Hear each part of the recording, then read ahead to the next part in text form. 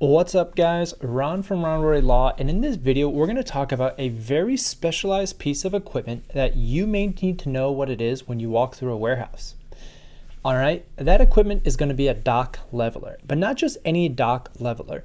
Do you know the difference between a pit leveler and a vertical leveler? If you don't, that's okay. I had no idea either. However, when I've been walking some of these industrial properties and I do these leases and I start to understand what the costs of installing some of these things are, it becomes critical to understand what the difference is so that you can assess the repair cost or the value to a tenant, which are the two most important things. So first, let's just talk a little bit about definitions. A pit leveler is, I think, the most common and the cheapest way to adjust the dock opening to a trailer height.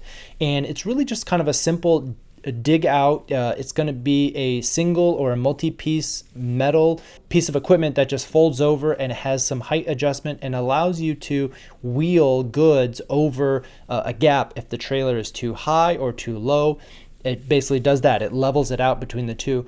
And some of the main concerns are going to be, ease of use, durability. It can be a little bit slippery, but the biggest concern from practical use is how steep is that angle? Because if you're going to be using a pump jack or a forklift and they have to go up a very steep angle, you kind of get into this like Sisyphus problem and you're trying to roll this rock up a hill. If you're doing it multiple times every day, every shift, it can get annoying. And so that's something to consider when you're looking at some of those older dock levelers. Are they in good shape? Are they functional? Do they operate smoothly? But they're relatively durable. They can last a very long time.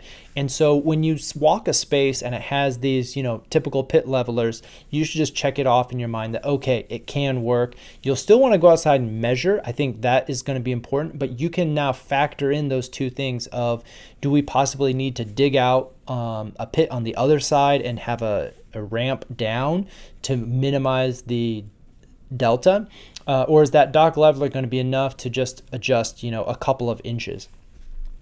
That is, again, that impacts the value of the building and the convenience, and it might not be on every single dock, right? So some settling of the parking lot and the loading area, that's what causes that adjustment, and it may not be for every dock high door. So something to consider as you're looking and walking through a vacant or an occupied building.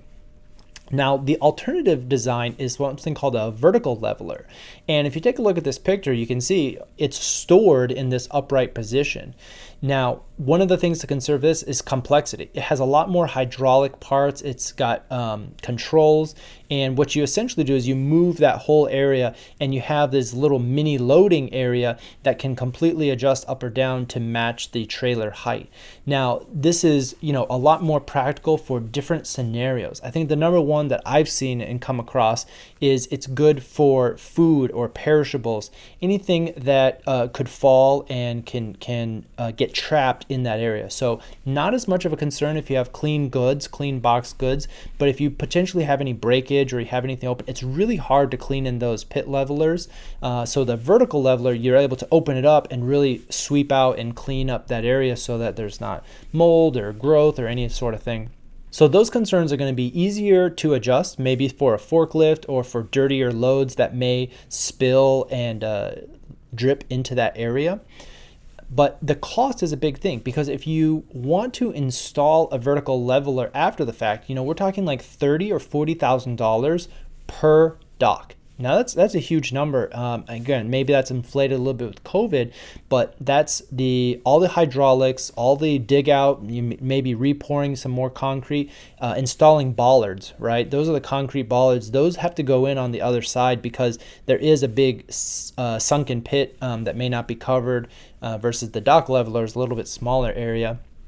And so those costs can be substantial if you have a tenant who needs that type of insulation.